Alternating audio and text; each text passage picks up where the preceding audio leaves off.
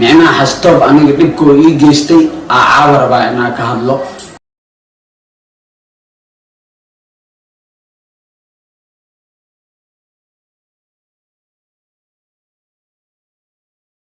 ishiida dhaawaca ku yaalo way baarsan tahay waatana dhaawacaas uu yaalo askaraal ugu dalbaday aniga maanta muxuu askar ugu dalbana horta maanta hadii labada qof ay wada shaqeynayso oo micnaha shaqadii ay wada keen waayeen ilaahay xamar wuxuu waasax oo dhigay labada qof iskeen waasi inay kor weexato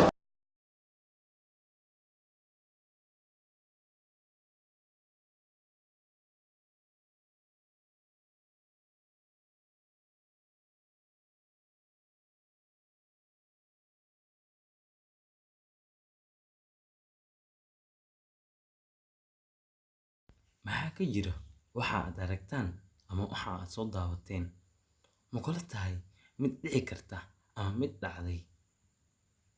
waa su'aal isweydiin mudan. midda waa hubaal inay dhacdaytan oo xaqiiq waa arrin la soo hubiyey oo loo kurgalay. waa sababta inta badan haddii aanu nahay Soomaali aan ku sameyno dadka walaalaha ah, dadkaasoo in badan aad ka soo bixino duruufo adag, laakiin aan ka fiirsano oo kaliya danaheena. waa midda kaliya aan la horumarin la'aan haddii aan nahay Soomaali. waana midda koowaad caqabada hor keenaysa inaad dhibaateeno dadka walaalkiin ah. laakiin waa nasiib xumo walaalka aad ka soo bixisay level dambe inaad ku celiso levelkiisii hore.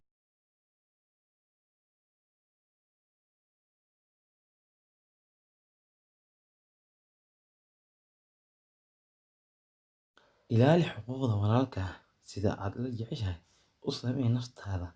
aad la jeceshahay inaad u sameyso waxyaabo badan oo muhiim ah. ogow walaalka waxa aad ku sameysay oo qalad ah waxaad ku sameyn doontaa dad badan oo walaalo aad tihiin. ogow ama ka ilaali walaalka sida aad la jeceshahay nafsadaada. la jeclow walaalka ama u samee waxaad u sameyn lahayd nafsadaada. ogow ka ilaali walaalka xumaanta. ka ilaali walaalka maanta.